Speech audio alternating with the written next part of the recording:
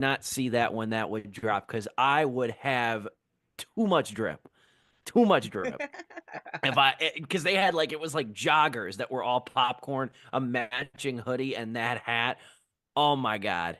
Yeah. That would have been that would have been too much swag right there. Whatever that what was that song? What was that song years ago? Swag through the roof. That would have been me to the galaxy right there. Would have Because totally blew a bag on that. and like one of my friends was like, I bet you can find it online, and I'm like, no, if you go on their hats and beanies on the website, it's just the standard black cap with the red logo. They have a Thrills and Chills one, which I kind of want because I love going to Thrills and Chills from time to time. Um, and then they just have movie merch like a Smile 2, a Dune 2, Sonic 3, Garfield, Yeah, I that kind looked. of I couldn't stuff. find it on there. Yeah, That's gonna be a real collector item, I think. That's gonna be yeah, a real collector item. yeah. I'm going. And I'm you, going to Lollapalooza wearing this fucking thing, dude. Catherine has amassed a little bit of a popcorn bucket collection. I mentioned off air right before we went on that we're going to go to. No, we're not seeing the monkey till next week, but we're going to go tomorrow just to get one of the popcorn buckets because I got a tip off from a friend at AMC. They only got 8. Um, so they have very few of them in stock. I don't know how popular that movie is going to be. I think it's going to be decently popular though. But we've got the Dune popcorn bucket. We've got Ghostface. That was a Cinemark one, I believe. Mhm. Yeah, we got quite a few here, and I they're think cool. I think that movie's gonna do better than expected because I think with the three-peat we got with horror movies recently, with Nosferatu, Companion, and Hard Eyes, kind of just being actual like great to good horror films. I think like people might be like, "Fuck it, I'll go see The Monkey." Like, there's been a good track record of horror movies lately. I agree, and Oz Perkins is a name now. Like I do think that he's vaulted now to being a Yeah, recognizable name, at least for horror movie fans. It's hard to forget a name like Oz Perkins too, you know. But Director Oz Perkins, not Dr. Oz, as I had originally saw in that text. No. no, that's a sweet hat though, man. I would rock the shit out of that. So yeah. good I on was you gonna for wear picking it, that but up. then my headphones were pushing down in the seam and they were kind of cutting into my ears. I'm like, all right, well, this ain't worth it. Well, I appreciate you showing off, though, no less. But it's good to see you, gentlemen. How are you dealing with the cold temperatures? I think it's a little, not that that's saying much, but I think it's a little tiny bit warmer out by you guys than it is up here.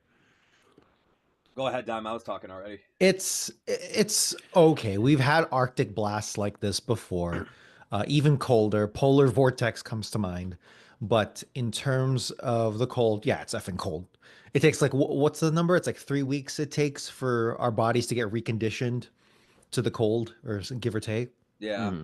And I'm so About layered that. up, I never get to that point, so it's okay. But in terms of uh, day to day, hey man, remote start. That's the key. If you have it, then definitely use it. It is a it'll save you some time and some good finger feeling if you can maintain it. Like I am not. My car is 15 years old, and so I don't have remote start in it. I Mm, never put it in. Obviously, it right. didn't come with it. That is like, I see a lot of like the new car features and stuff like that. I'm not, I think it's one of those things that like you might not be particularly crazy, but then you get it, and then you don't know how you could live without it. It's that kind of thing. That is probably the one major thing I would change about my vehicle, though, if I could, is to get like do the remote start because it's a lifesaver on days like today. And then but then at the same time, there's also the kind of like simultaneous paranoia and also intrigue on a day like this when you start your car and it has to like chug a little bit more and you hear the squeal of the belt and it's like, are you gonna start? Are you gonna start today? Like, but good on you for having that though, because on a day like today, it's a complete game changer on a week like this, rather, not just so much a day. But we are going to talk about a movie. And I should say, Joe and Dom are going to talk a little bit more about this movie than myself because, similar to Cha Cha Real Smooth, I've had my review of this movie up for a year and a half now. And I've sung its praises. It was on our Best of 2023 show when I talked about it quite a bit.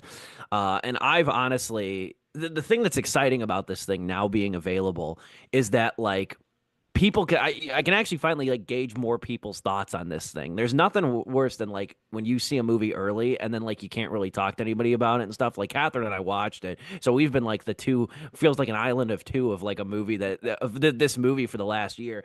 This I'll just give a little bit of background here really briefly. The movie's called I Like Movies. It's made by Chandler Levac, um, written and directed by her. and it stars Isaiah. A lot of names you probably wouldn't recognize right off the bat.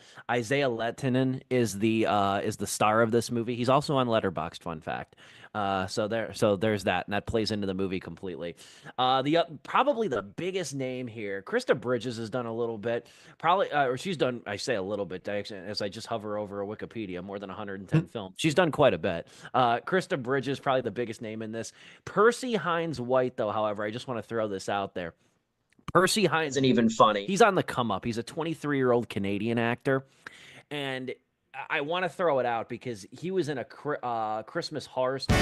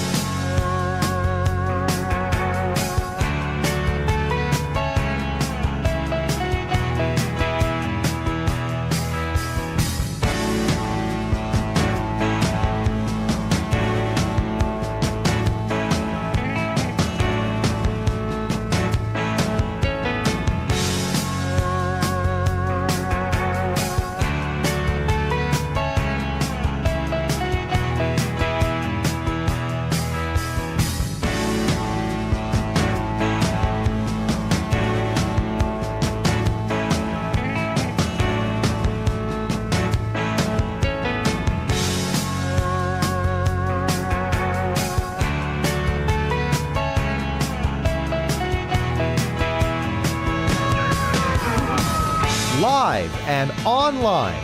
It's Sleepless with Steve and the Movie Book Club with your host, Steve Pulaski.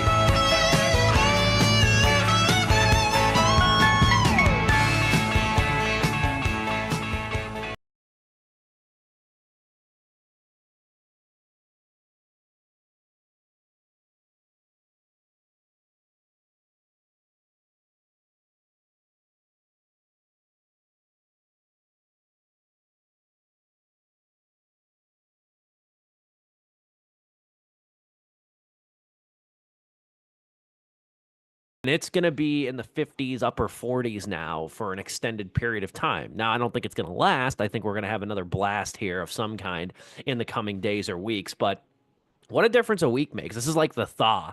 I said this is an early onset. I said this on the radio.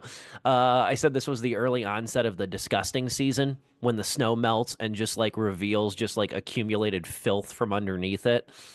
So that's what this is. There's always that. There's like two separate seasons. I call it the season of disgust, where it's just you just like driving down the road and it's like fucking sickening, like how much mud and grime there is and such. But it's good to be with you tonight. Of course, great to be with my two gentlemen, Joe Viso and Dominic Guanzon, here to talk in just a little bit about Oz Perkins' new movie, The Monkey. Very excited. There's a lot to chew on with this movie too. Not only subtextually, not only just in the realm of plot, but also just what Perkins did with this Stephen King short and what he brought to it. Less than a year removed from Longlegs, his last movie, which I billed my favorite movie of 2024. Did you guys know he's got another movie coming out this year too? He's called Keeper. And that comes out in October, I want to say. And yeah, so he's done like 3 movies back to back to back in the span of like 4 years shooting.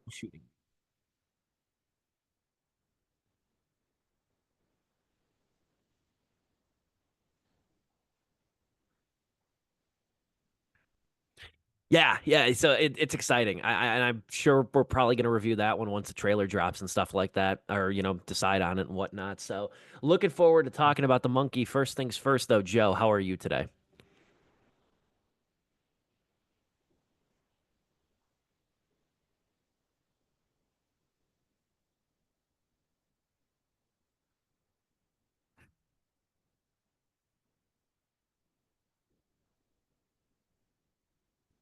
Yeah, doing all right. We're in the deceptive spring here in Chicagoland, which means we are bound in less than a month to get slammed with another negative 20-degree blizzard at some point. But in the meantime, yes, very much enjoying the deceptive spring.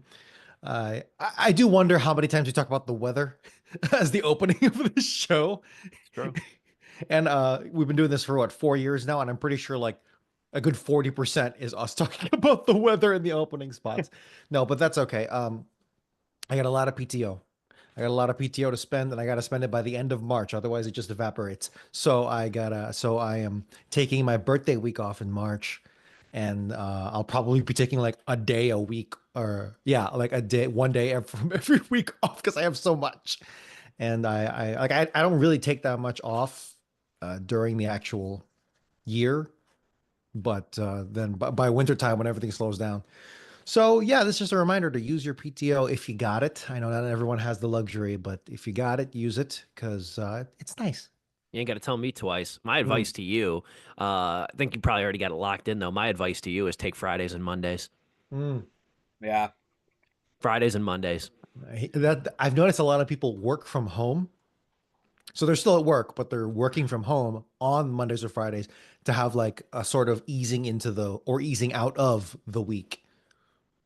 Yeah, if you're able, Mm. that's always my piece of advice. We've started when Catherine and I take vacations or something like that, or we travel. The one thing I tend to do because I do have the luxury of having a good amount of PTO at work. I get 3 weeks a year, and the thing that I've started doing is if I know we're even if it's like a weekend trip, like a leave Saturday, stay overnight, come home Sunday, I like to take Monday off to kind of recalibrate and get a full day Hell home. yes.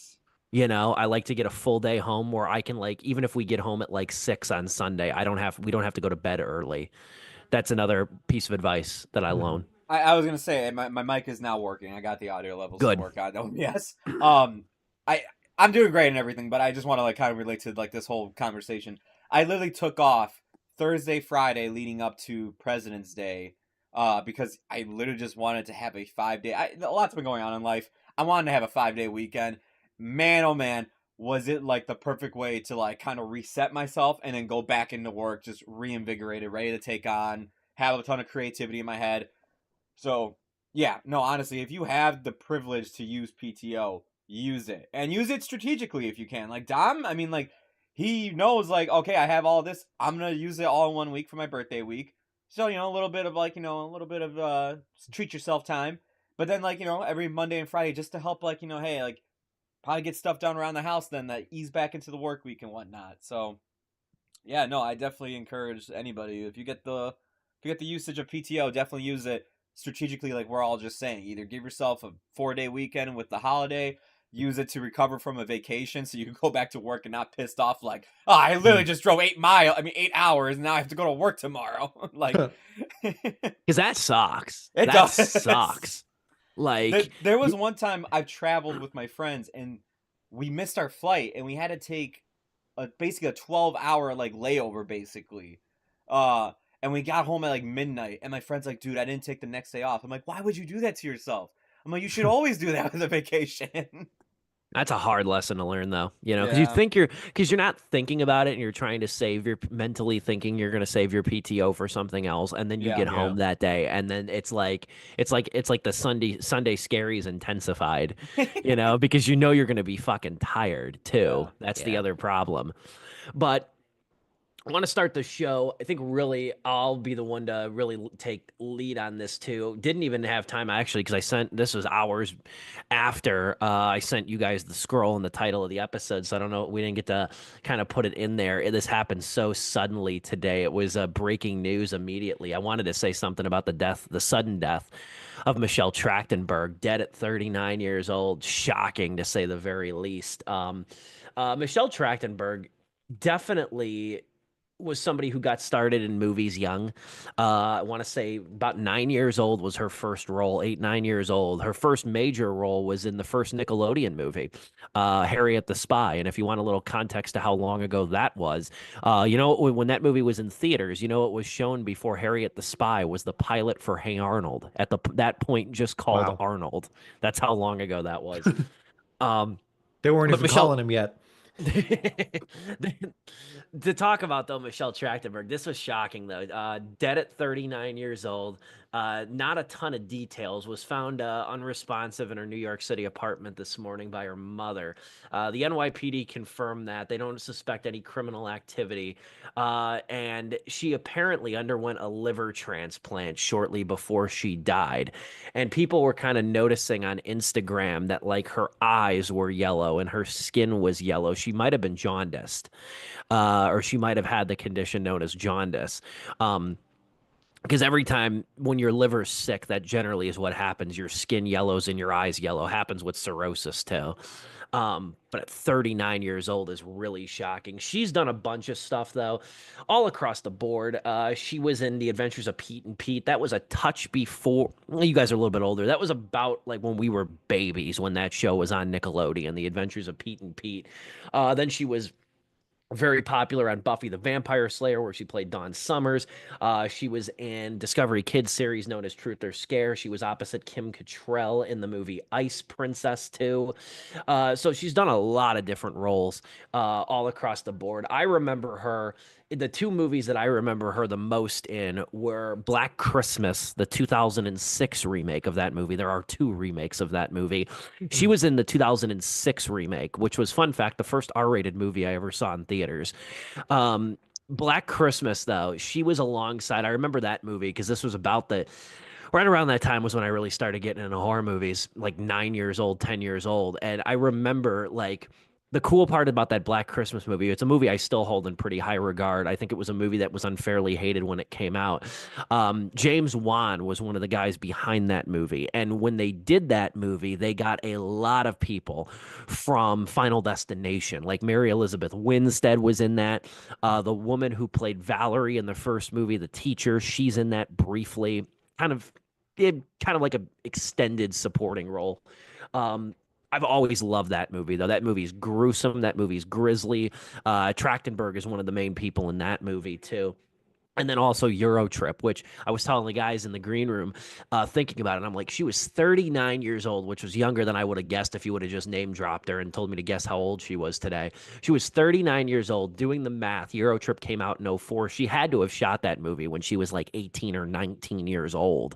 Sounds right. Um, and that's become a cult classic of sorts. That Scotty Doesn't Know song is still very popular from that movie. If you've seen it, you know what I'm talking about. But uh, really very few acting credits over the last couple of years, which tells me that she was probably privately ill in this sort of stage. She wasn't a very ubiquitous presence on social media either. I know you guys weren't as familiar with her work. I'm not, I mean, her biggest role is probably Buffy the Vampire Slayer. I've only seen that show in kind of bits and pieces and such, but just 39 years old to lose somebody like that is really shocking. And just somebody that even like thinking back to her roles just seemed like a genuinely nice person. There's certain like actors or celebrities that just kind of have this aura about them that looks very kind. And that's somebody she always struck me as. And she's got a very diverse catalog. I need to go back and watch that Harriet the Spy movie because that was the first Nickelodeon movie, as I said, back in '96, and that was her like debut leading role at that age of 9. So very sad to say goodbye to Michelle Trachtenberg. Now it's going to be interesting to see because the Oscars are on Sunday. The Oscars are on Sunday, and is she going to make it in the in memoriam?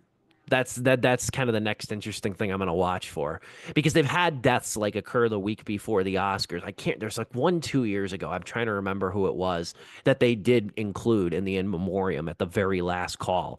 So I'll be interested to see if she does make it in the in memoriam. I know you guys, like you said before, you guys didn't really have a kind of connection to her work or anything. So if you wanted to add anything though, just in general, I'm all ears. All I can say is that every time I hear about your trip, everyone loves it, and it's like yeah, a cult classic that made a lot of headway in home video at the time. Yes. And all I and but I all I do know, why one piece of trivia that I know about that movie is that it has on its soundtrack the 99 Red Balloons cover by Goldfinger, Yes. and it's an excellent cover. Completely changes the song, and I love both songs, both the original and this one. Hell of a good cover. That movie had a top to bottom great soundtrack too. It sounded like it, yeah. You mentioning it too reminds me like there was something about the early 2000s covering like 80s and 90s songs in like taking them in radically different ways. I think about American Pie 2, Alien Ant Farm's cover of Smooth Criminal by Michael Yes. Jackson, Oh which yeah. turns it into like a very fast like vaguely new metal rock ballad. Mhm. Which is it's a terrific cover. It just made me think of that. You saying that 99 Red Balloons cover. Yeah, man. Yeah. I got nothing else to add other than like my condolences and rest in peace and everything. The only thing I was familiar with her was Eurotrip. I do plan on eventually watching Buffy. I've always been saying that, but I do want to get to it someday, and I'm looking forward to seeing her in that. Rest in peace to Michelle Trachtenberg. That was really sad news to hear today, though. We move forward, though, to talk about The Monkey, the new Osgood Perkins movie. Osgood, Oz Perkins, however you want to refer to him as. This is the third movie of his that I've now seen. I'm going to guess your second, Joe? No, I saw Hansel and Gretel, so this is my third. Oh, you did see Gretel and Hansel. Oh, Okay. Gretel and Hansel. Sorry, yeah. You did see Gretel and Hansel. Okay, Say so her this name. is this this is 3 for 3 then for us. This is probably your introduction to Osgood Perkins then, Dom. Yes, very much so. I want to say this before I throw it over to you guys too, because there's quite a bit to talk about this movie. So I went ahead and read not the short story, but a very detailed synopsis of The Monkey by Stephen King, on which this movie's based. And because I was really curious, because it felt to me, just knowing what I know about Oz Perkins, that this movie was radically revised to kind of fit, in some ways, his life experiences and his sus sort of, narrative. And this movie is absolutely, this could almost be called loosely based on The Monkey by Stephen King. For starters, the short story, Hal, there's no brother. It's just Hal and Petey. That's the short story. And it takes place largely when Hal's an adult, only briefly flashing back to their childhood. And in the story, the monkeys' killings, the killings that are linked to the toy, are mainly animals, Mm. not people. So this was a radically revised work by Perkins too. And what I mean by like knowing Perkins' background, Oz Perkins is the son of Anthony Perkins, famously Norman Bates from Psycho. Ah, okay. And his mother was Barry Berenson, an actress, and he's come from a lot of kind of traumatic, I guess you would say, traumatic family happenings. Anthony Perkins died at the age of 60 of AIDS, and his mother was on the plane that hit the North Tower in 9/11. Jesus And Christ. so, and he grew up with a brother who's now a folk rock singer named Elvis Perkins.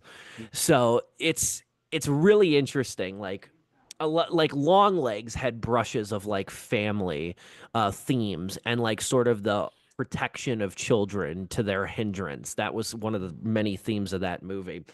And this movie, you can tell, is sort of Oz Perkins grappling with the randomness of death, based on his really strong connection, obviously, to the tragic way that he lost both of his parents.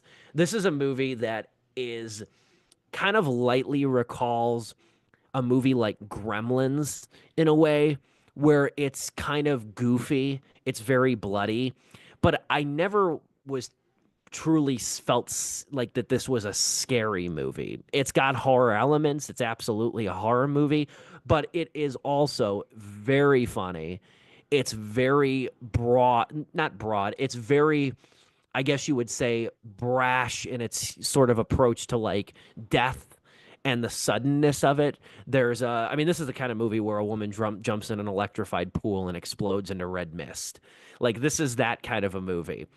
And I was incredibly entertained by this thing, top to bottom.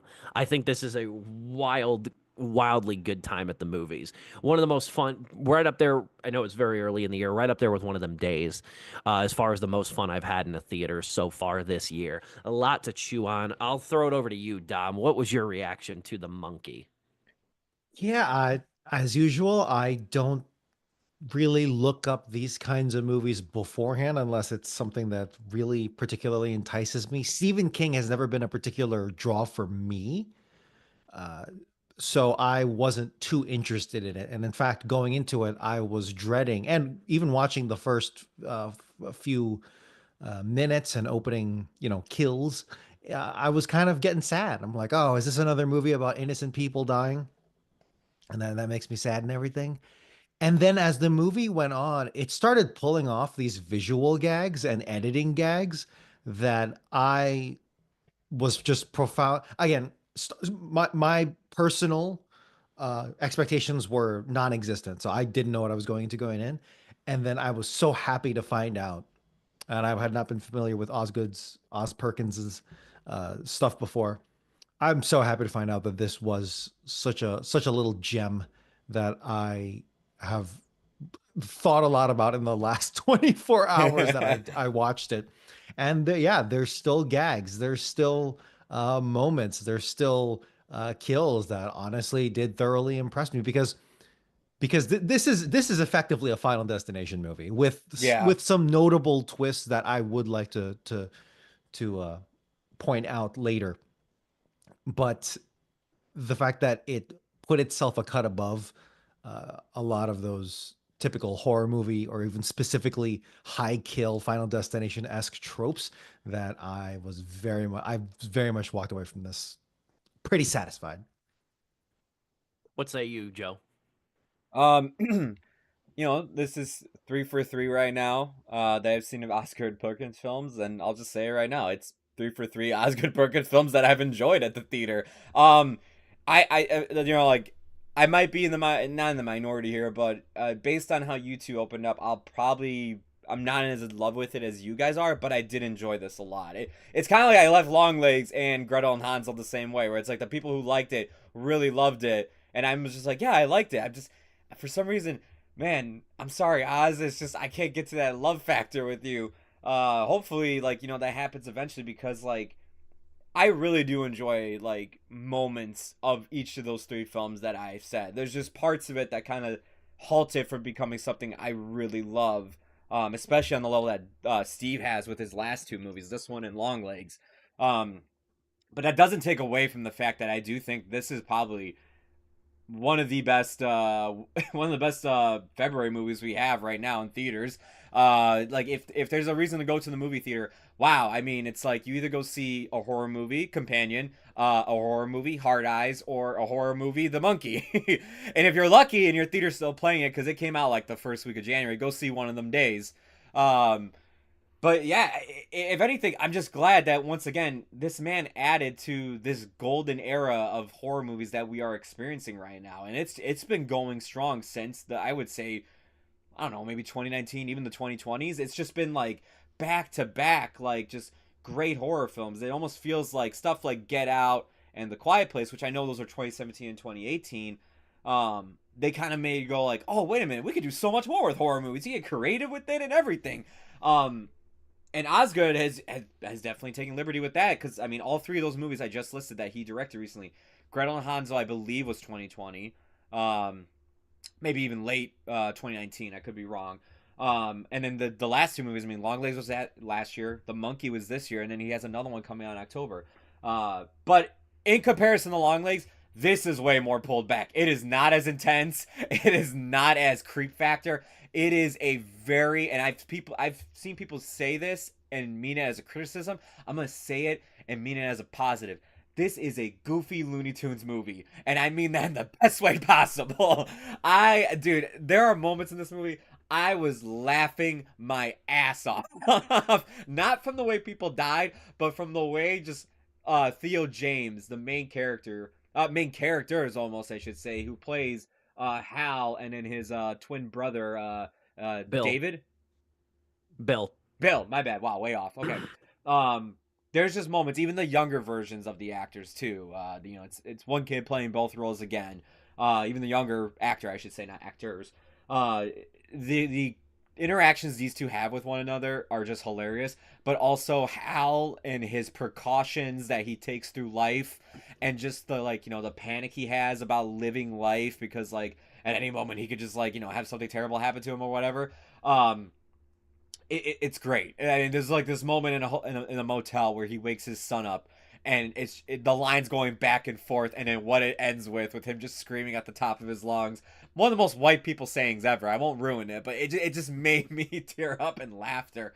Um, there's so many great moments like that throughout the film, especially I would say in the first and third act. I don't want to get into problems too soon, but the second act is where a lot of my issues with the film rely on, I mean, fall into, but we can get into later. Another big positive about this movie.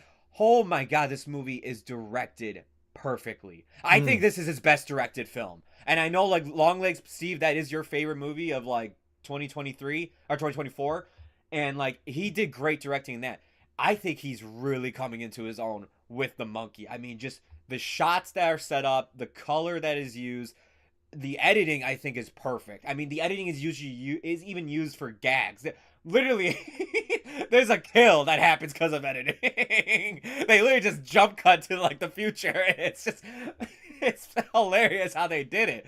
I was just like, this guy, like Oz, you really came into your own here, I think, as a director. And I think if there's anything that has shown your style to the fullest, it is Longlegs, and it is especially The Monkey. I think Gretel and Hansel shows like, hey, that like, early director, like, first step that he was taking.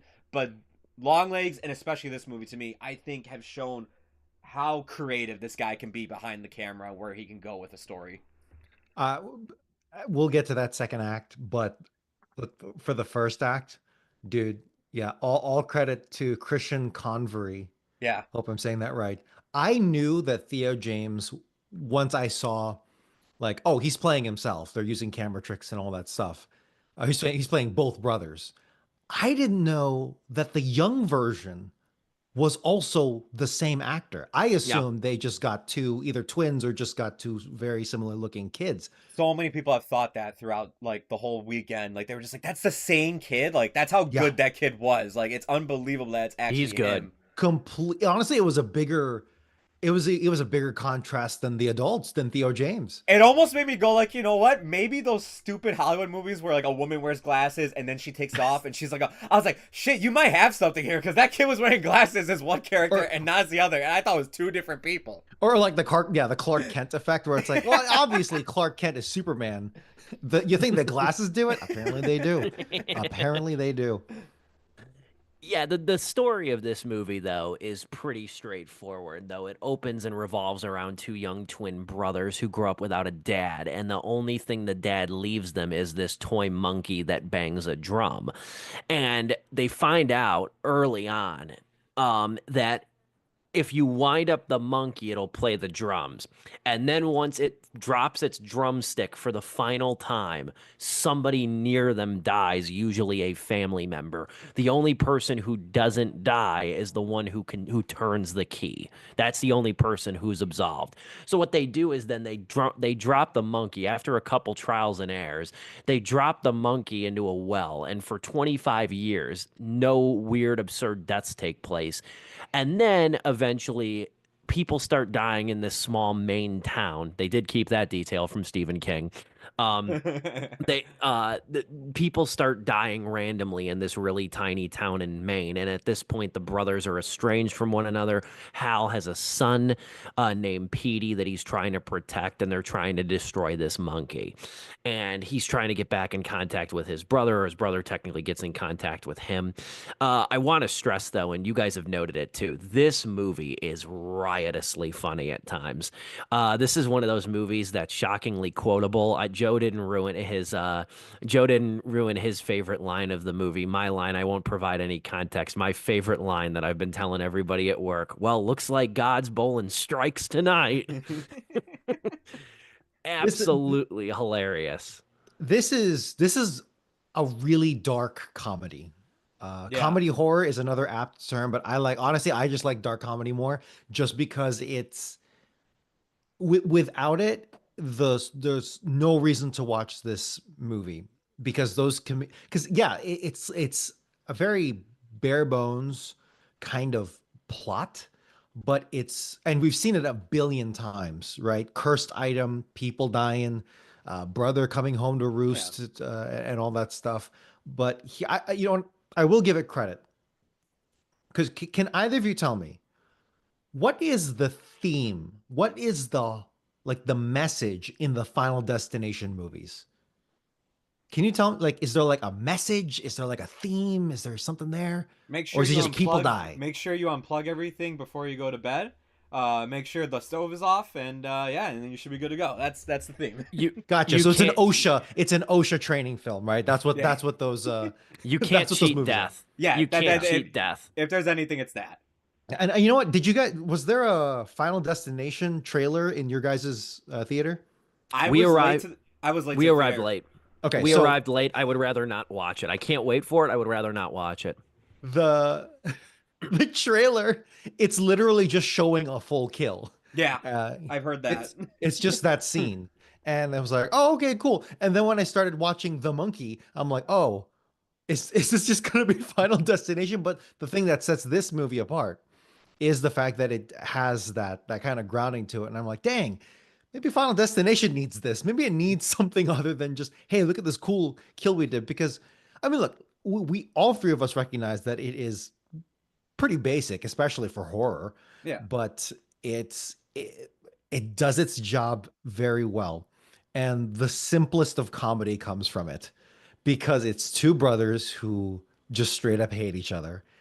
And I think you're right. I wasn't really laughing at some of the deaths were funny in the sense that, you're right. It's a Looney Tunes adventure, because I think a majority of the deaths just anatomically do not make sense. It's like, why did you explode? That doesn't happen when, I know we're getting a Daffy Duck and Porky the Pig adventure later this year in March, but you can't tell me that Hal and his brother are not Daffy Duck and Porky the Pig, honestly. Because you totally expect one way, like, yeah, here's how you expect it to go, but no, it's just it's a bait and switch in how the death like completely plays out, and it's so.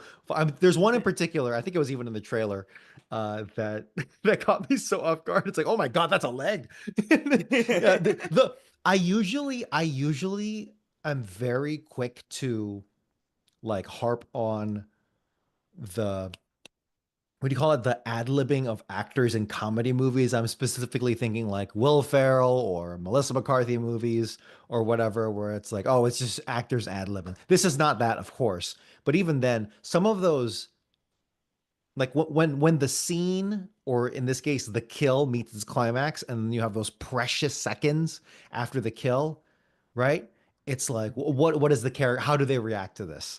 And this movie has a ton of reactions to a ton of deaths, and I think each one was just absolute gold. I don't know how it did it. I was actually thoroughly impressed by that. I think Theo James also has this perfect voice for dry delivery, to where like he Yes. witnesses like a death happen and he just goes Jesus, and then like continues on. Like, I have not looked. Everybody. I'm sorry. Okay, real quick. I have not looked at his filmography too much.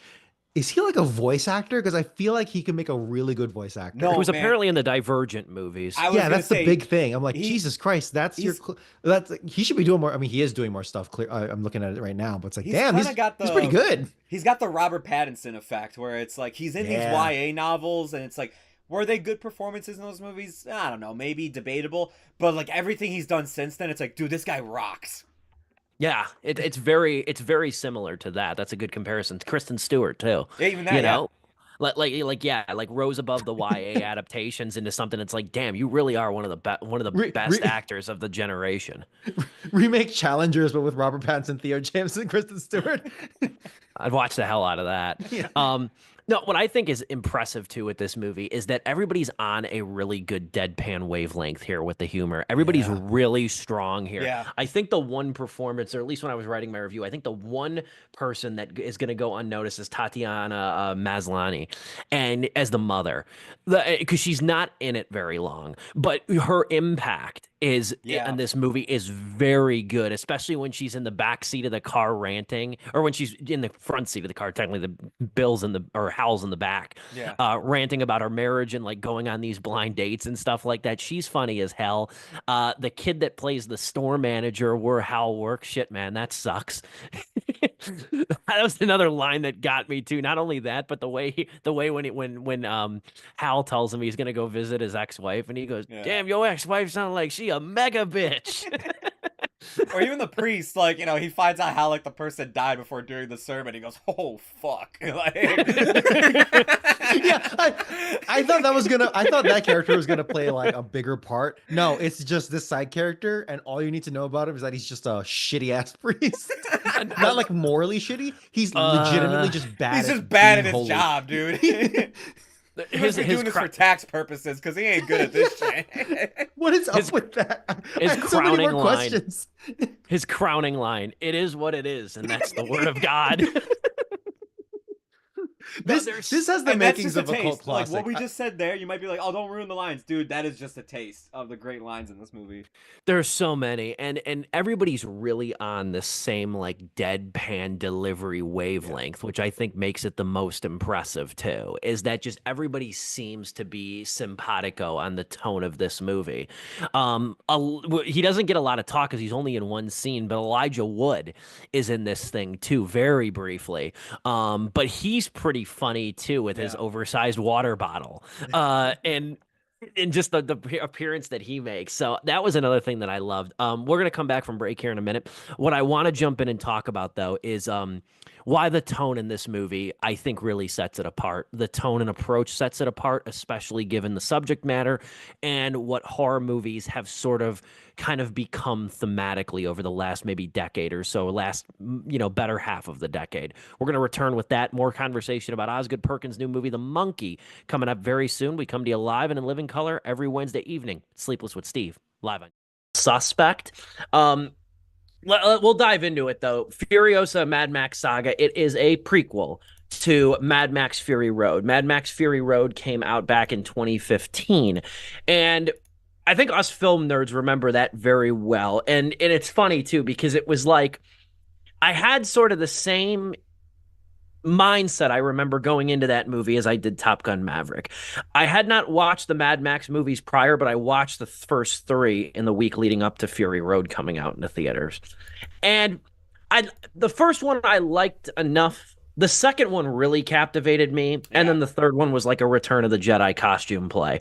Um, I wasn't blown away by the trilogy though, I have to admit. I wasn't blown away by the original trilogy. Maybe watching it again down the road or whenever The Wasteland comes out, that might be something I do, but I'm not really sure on that either. But I remember going into Mad Max Fury Road with like kind of like how I approach many blockbusters. I was talking to Catherine about this when we went to go see this. I said, like, it should tell you something that this is a blockbuster that I am friggin' stoked for, because that does not happen very often with Yeah. me. Even as a critic, I approach these almost with a sense of obligation. Outside of like Guardians of the Galaxy, Spider-Man, some of the series that I really like and connect with. But when I saw Fury Road, I had this like, I hope it's good. I obviously hope every movie I watch is good. But I did not know what I was in for. And the marketing, if you remember, did a really good job of obscuring just how batshit that movie was. Yeah. And I mentioned Top Gun Maverick because I called Top Gun Maverick when I reviewed it. I said, this is probably the singular best blockbuster made since Fury Road. And I approached them with like the same sense of apathy. Even Top Gun Maverick, I wasn't like jumping for joy to see. I was more like, I hope this is good. I hope this isn't like a sequel nonsense. And then about an hour into this, I remember thinking like, this might be 4 stars. This is great. And Mad Max Fury Road blew me away. Catherine hadn't seen it. We watched it again this week, this last week technically, and she loved it too. And I think it holds up beautifully. I don't think it is a stretch of the imagination to say that is the singular best action movie of the last decade. You might argue The Raid, Redemption. You might argue some movies and whatnot. Back and better than ever after a Zoom sponsored intermission. This is Sleepless with Steve live on YouTube, coming to you live and in living color every Wednesday evening, talking about The Monkey, the brand new Osgood Perkins movie. So this was interesting, though. I did some reading on this movie. You know, obviously, I was talking about the short and how Stephen King's short is radically different from this movie. Well, Perkins was approached by Atomic Monster, the studio, to be the one to adapt this script, and the script was already mostly written. I couldn't find the credited writer who did it, but the script was mostly written, and Perkins took an axe to it and completely changed a lot of different stuff. Like, not only infused, you could tell there's a lot of dynamics about his own personal, relationships with his parents and his brother and things like that in the movie. You could definitely tell this is a personal movie for him on a lot of notes. But what he also did, he said they wanted something way too serious. And I think I know why he did that. Not only because it's more, it's more of a personal story, but if you think about it, The Monkey by Stephen King was written back in 1980. That was pre-Chucky, that was pre-Puppet Master, that was pre a lot of movies that revolved around killer toys or possessed toys or things of that nature. In 2025, a movie like this done seriously is tacky. It comes across as tacky. And I think his rationale of changing this to make this more of, as Dom put it, a dark comedy or a black comedy, I think really suits it because, and there's been a lot of reactions all over the board to this thing. Longlegs was a little divisive. This is more so. Yeah. But I look at it like this though. I look at it like there are no shortage of movies about parental trauma and baggage and grief and death and everything like that. I think Perkins, now that he's in his 50s and his parents have been gone, his mother's now gone for almost 25 years, and his father's been dead, for much longer than that even too. And the random weird ways that they passed. I think he's at the point now in life where he's like not accepted it, but also like kind of accepted the randomness of life. It's said, Tatiana Maslany, the mother, says it really well in the movie. And she says, some of us die in our sleeps and some of us die in really fucked up, brutal ways. Yeah. And that's kind of what this movie, sort of one of the themes of this movie is just the randomness of life and death and circumstances and things of that nature too. And the monkey's one big symbolism of that too. And I love the way that he completely reworked this story into something that's insane, funny, and all, but also effectively moving too. I think when it comes to the character relationships and what occurs in the third act between the brothers and things like that, I think it lands the plane very nicely. What say you, Joe? No, I completely agree. If there was anything like her character, Maslany's character, the mother, she has probably the most depth out of like the characters in the movie, and that speaks to her performance, but also how she's written because she's only in the movie very little. So all you incels who are mad about She-Hulk, there you go. She's not in the movie a long time, but she leaves the biggest impact. So yeah, there you go. Trust me, Osgood Perkins doesn't want you to go see his movie. I read his Q&As on Reddit. He hates a lot of people like you. Anyway, for the record, I actually did enjoy She-Hulk. I Problems did with too. it, sure, but it was actually pretty good, I think.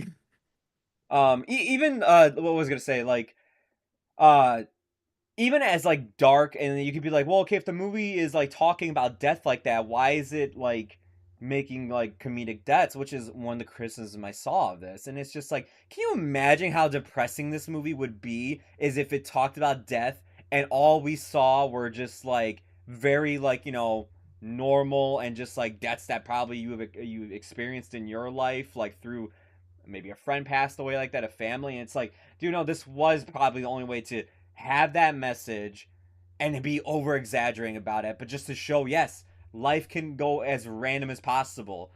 So random that you might jump into a pool and explode. So random that like 47 horses might come out of nowhere and trample you. Like, it's just like it's such a great message that I think it's like, all the criticism I've been seeing with the movie, even like the ones that I even find myself having, at the end of the day, I do think the movie lands on such a strong note by the end of it all, and just like what it has to say, that I just went, you know what, dude? But like most of the time when I get a horror movie, like with the Final Destination movies, and yeah, it is, you can't always escape death, but like, it's like Final Destination 2 and 5 were good, but like, and 1, but like 3, 4, and we'll see how this new one is. It's just kind of like, okay, it's just like, it's Final Destination. We're here to see some people get killed in fucked up ways and whatnot.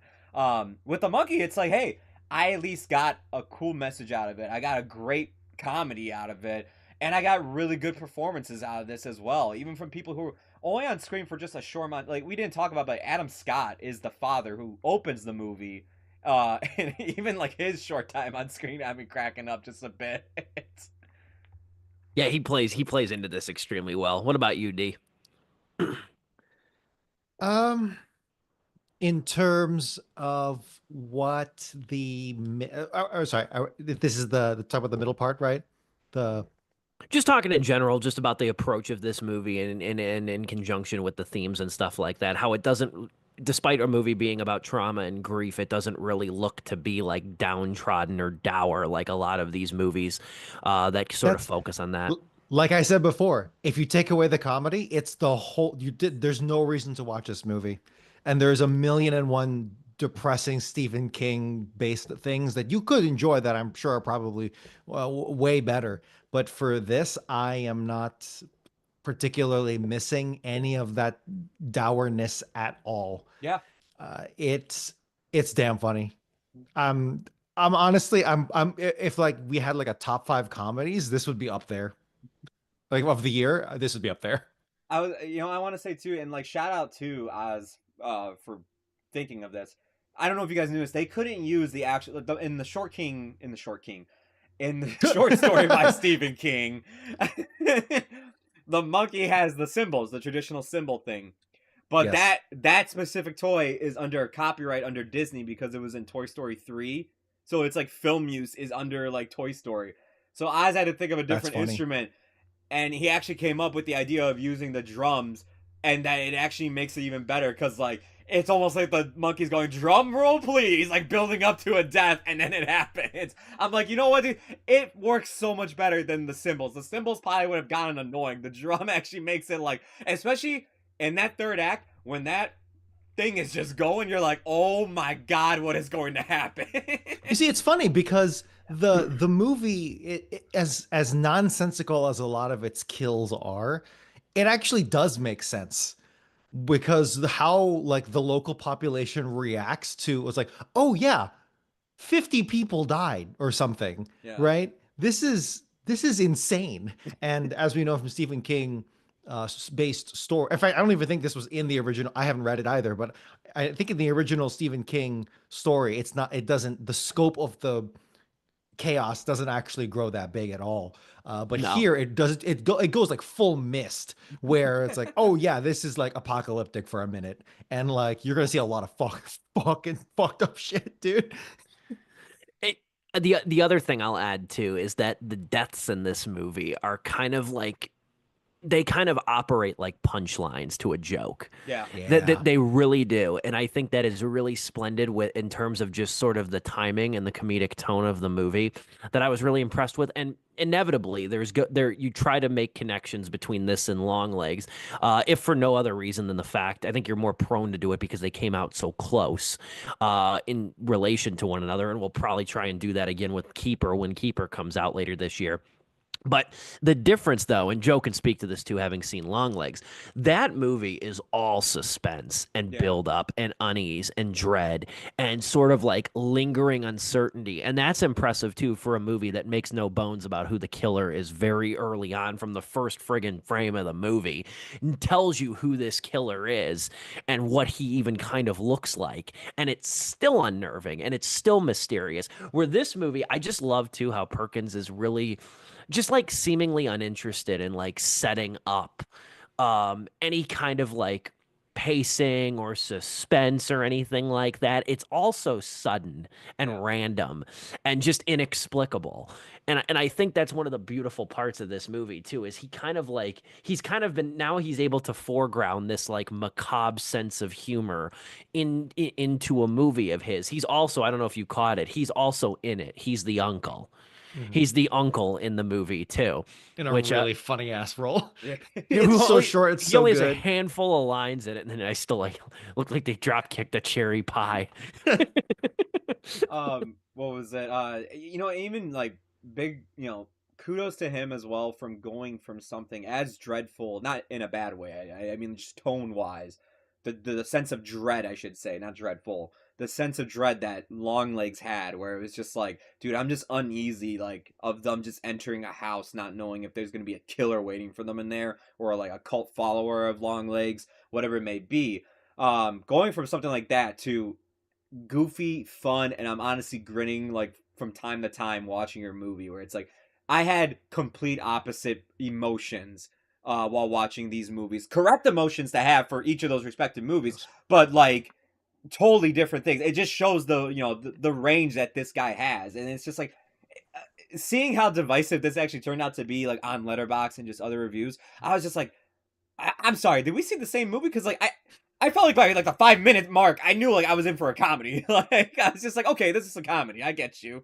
There's specifically in the first act. There's like a smash cut where it's like, no, this is a comedy. You cannot that this is like Family Guy level, but done much Yeah. better. But like this is like Family level, Family Guy level smash cut. There Yeah. literally is a record scratch. Like, yep, that's my dad. You probably wonder, like,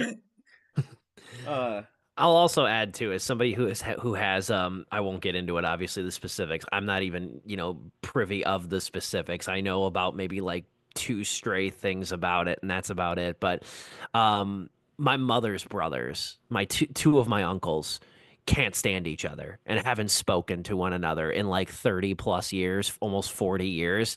So this was relatable. This was relatable and fun in that way too. You know what I mean? So like you felt like Petey. it hits closer to home in a lot of ways than I was anticipating. It dawned on me like maybe an hour of the way through. I'm just like, oh my god, this is like my two uncles over here. As somebody who has parents who are divorced and they have not spoken to each other in 10 years and refuse to, I also related to Petey's case and just like, how one party feels about the other. And he's good too. Yeah, the kid that plays Petey, yeah, he's great. Colin actually. O'Brien. Yeah. Colin O'Brien. Yeah, he's good in this too. And then also too, the last thing I'll say before I kind of go into closing thoughts is like another motif of this movie or a theme of this movie reminds me of a shirt that Johnny Knoxville wore in Jackass. That was up. If you've watched Jackass a lot, you've always know, or you might have noticed that Knoxville likes to wear like really weird, quirky shirts. The theme of this movie reminds me of one of the shirts he wears, and I think it's the second one. They're like at a ranch or something, and he's got a black shirt on with white text that says "Fuck art, let's dance." And I'm like, I have to admire that for being one of the other themes of this movie too. I had a Nice. ton of fun with this thing though. I think this is a blast. I think it's got a little bit of Gremlins. It's got a little bit of It into it as well. I think that it pleasantly doesn't take itself very seriously, and I think that it's appeal to or its desire to sort of tread in the space confidently in the space of deadpan comedy works overwhelmingly on all fronts, and it really works too. And I think this shows you what kind of director he really is too.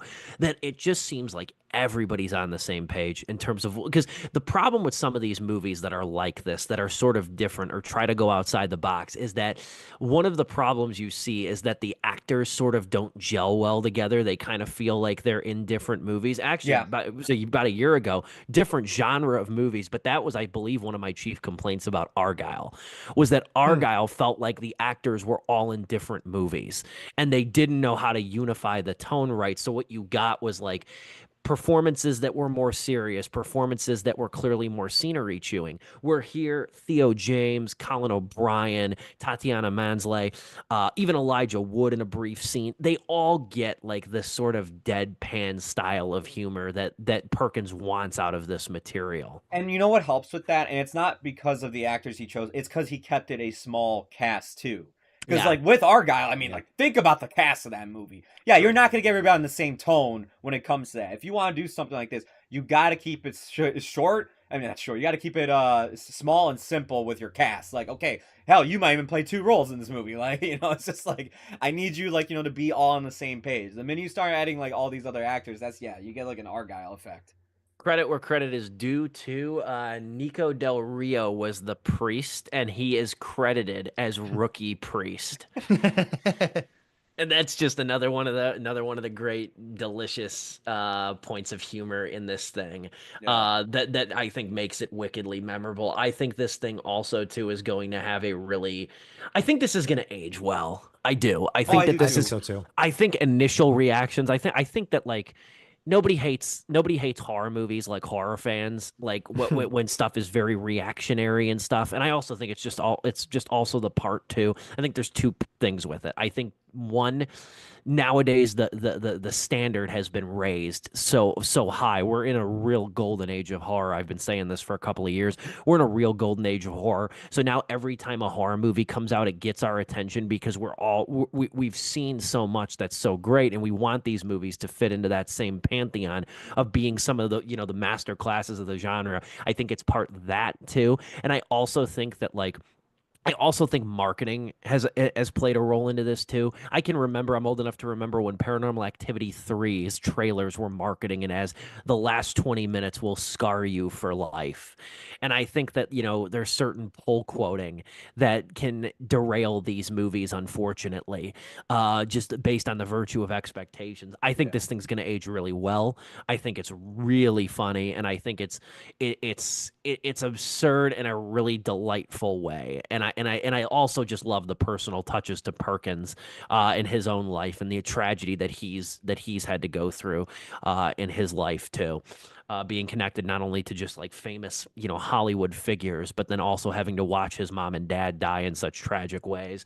I give this 3.5 out of 4 stars. I loved it. I think it's the first movie I've seen this year that in my opinion has top 10 potential.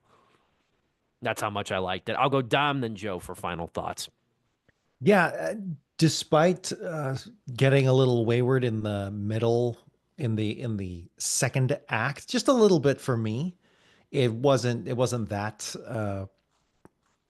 I guess that wayward. I was so thoroughly surprised and impressed by the craft here in terms of the editing, in terms of the creativity of the kills, the quotability of the lines. I actually would love to see people's YouTube compilations of the lines in this movie because it's actually really good. I think this will play great on YouTube as well. Um, because I've noticed that's how a lot of people interact with movies is that they watch it's like a clip show for them, and but that's just how it works. That's not necessarily a good or bad thing. It can be, but for this kind of movie, I think it's gonna be it's gonna play really well. But overall, I think this is such a lovely surprise. And out of all the horror movies that Joe was listing off earlier, I'm so glad that we picked this one because this one is actually pretty damn funny. And I honestly wouldn't. I wish I had watched this in a theater. Or sorry, in a full theater is what I meant to say. Because I I watched was it gonna say, in Dom, how'd you watch this? I watched this in a theater with like three other people in it, Yeah. which was but when a movie can get me to just laugh out loud, like a full on ha, like that's when, and that one sounded forced. But no, the legitimately when it can get me to laugh out loud, like in a surprising way, love it. So this is 3.5 out of 4 stars for me. Easy.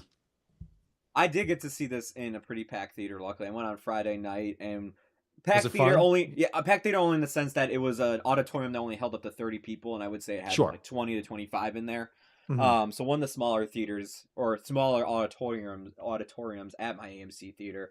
Um, everybody I sat with picked up on what this movie was right away. So it was great to have an audience that related to that. There was two people in front of me too drinking beers as well. And so they were having a great time, the people in front of me. Um for me, I have a similar criticism that Don brought up. It is the second act. I do feel like the moment that Hal and his son have to go back to his hometown, from then to about the third act where they do confront the brother and everything, it does slow down a bit. Nothing's really happening too much there. The kills kind of actually stop at that point too. There's not as many kills happening. And there's like one or two, but like they're very quick and like not as like crazy as like the ones we saw earlier in the film or where the film even ends with.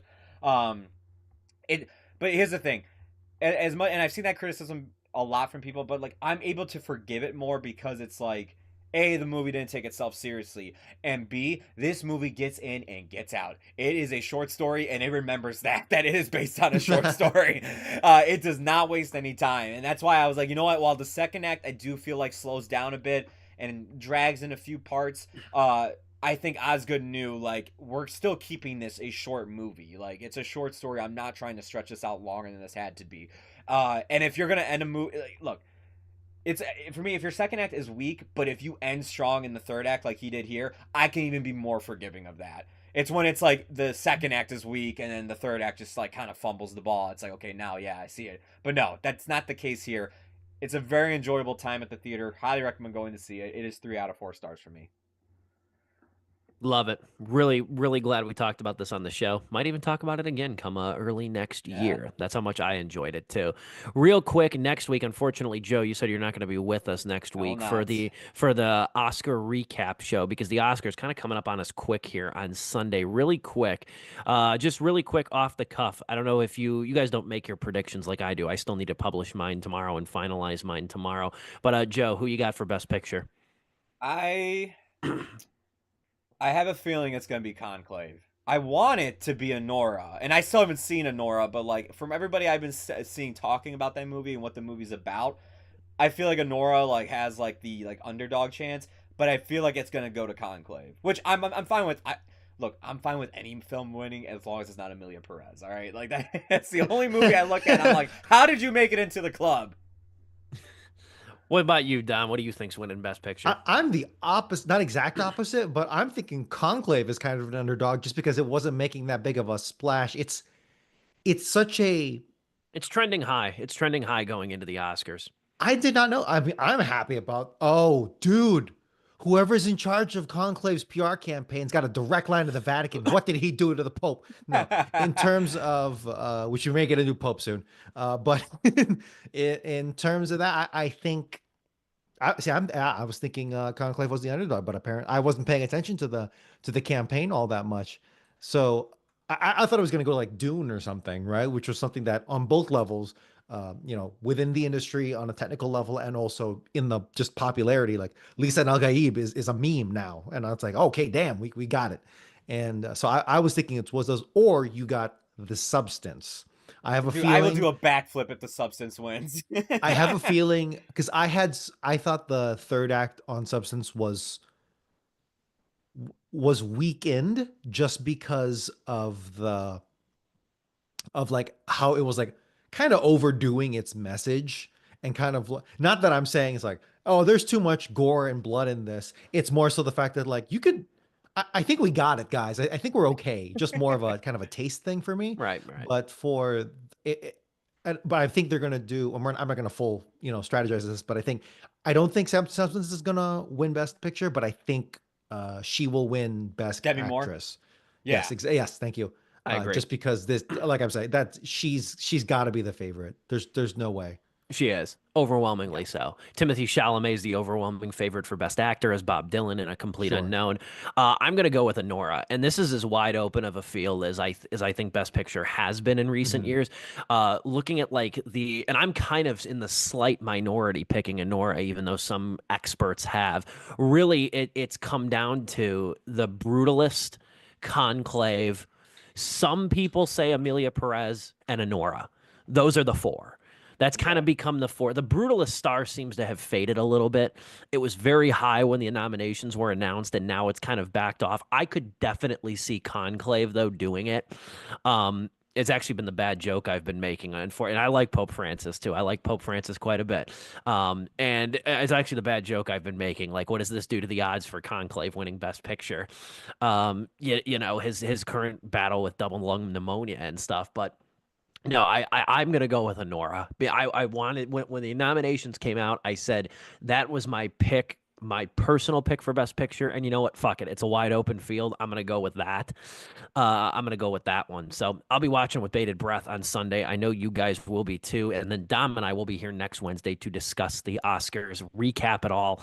We didn't do an Oscar nominations reaction show this year, so we will have quite a bit to say and vocalize about our thoughts on the Oscars show and the telecast that is I was gonna Sunday say, night. without me there next week, you guys have plenty more time to also just go into like your thoughts over the nominations that were just present for that category that won. I'd still trade it to have you. I would still trade that to have Fair. you. That Maybe does I'll our join in for a second and be like, "Can you believe Amelia?" And then just like leave. That's it for us tonight, though. Appreciate you watching. Appreciate you making us a little part of your Wednesday evening. We're back next week to recap the Academy Awards. Until then, for Joe Viso, Dominic Guanzon, and yours truly, this has been Sleepless with Steve.